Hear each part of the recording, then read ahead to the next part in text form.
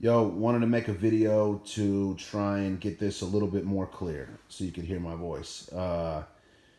Here's for me the difference in a transcendent talent and a player who does transcendent things. So, for example, I've said I think that Luka is a transcendent talent. I said I don't think Dirk is. I'll tell you the same. I don't think Kevin Durant is a transcendent talent as far as the NBA goes, even though he, like Dirk, did transcendent things.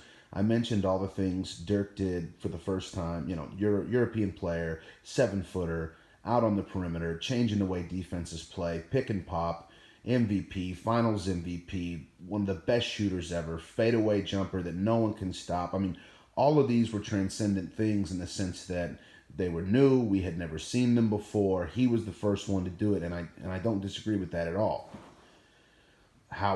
Same thing with Kevin Durant. He's a 7-footer. He comes into the league within 2 or 3 years. He's already the best all around scorer in the league. He can handle like a guard. He can get to the rim and dunk on anyone. You can't block his shot. You can't stop him from scoring. We've never seen a guy this size with this kind of offensive arsenal. And so, sure, those things are transcendent. But I don't consider them transcendent talents. And this is my personal opinion, and here's the differentiation that I'll make.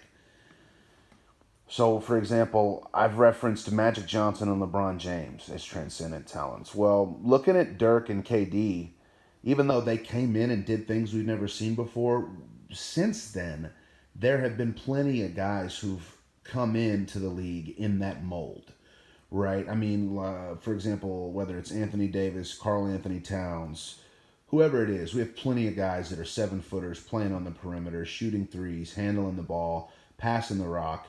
Maybe they all don't do it as well as KD, but they do it. Same with Dirk. We've got guys, big men, who pick and pop, shoot the three, et cetera, et cetera. When Magic Johnson enters the league at 6'10", playing point guard, doing the things he's able to do, there was no one else following behind. There was no stream of Magic Johnsons running in. And I'm not saying there's a stream of KDs and Dirks.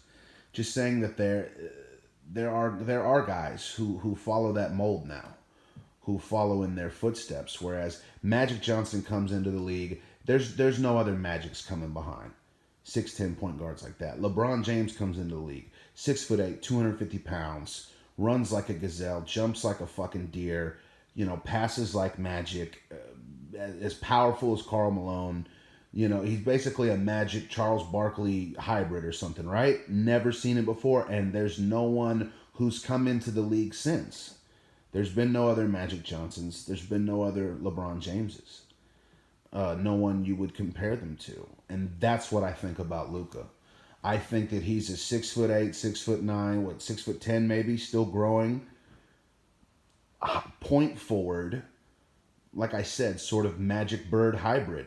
He can score from anywhere like Bird. He's going to keep getting better. But the way he runs the floor at his size, the way he controls the game, the way he sees the floor, his vision, his handle, his all-around scoring ability, which is all only going to get better, I don't think we're going to see anyone else coming into the league in the next 10, 15, whatever years who we say, oh yeah, this is the next Luka Doncic, or this is a guy in the mold of Luka Doncic.